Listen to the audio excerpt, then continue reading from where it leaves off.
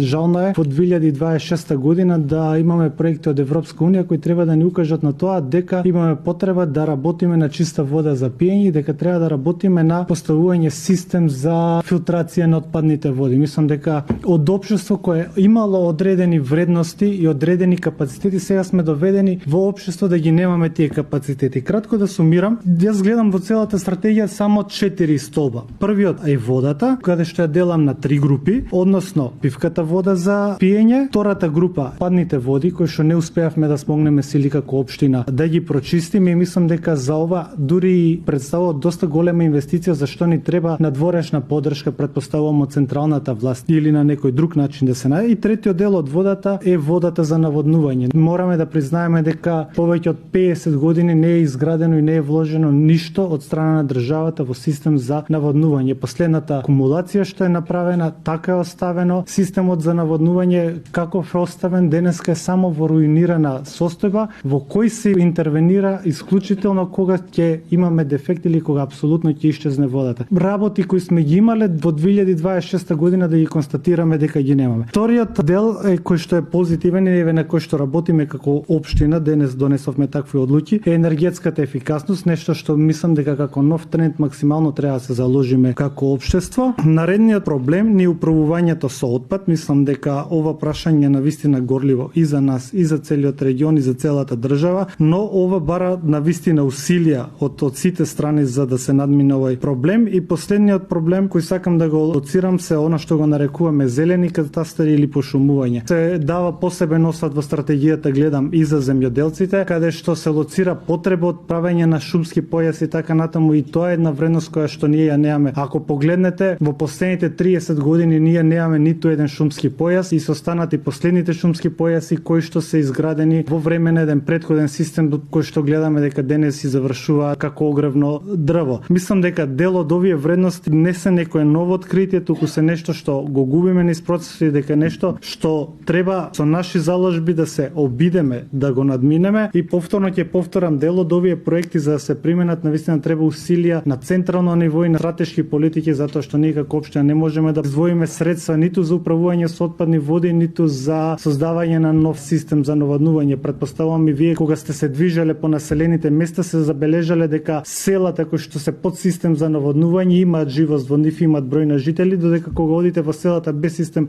наводнување, бројот на жители се брои на раце. Тоа е основна цивилизацијска придобивка. Така да генерално не сакам да должам за да не одземам премногу време. Секако дека ќе поддржам стратегијата и навистина е добро што како општина еве предничиме по овој аспект и се надевам дека нема да останеме на стратегија, дека ќе отидеме во една наредна фаза на решавање на овие предизвици кои стоат пред нас. Ви благодарам.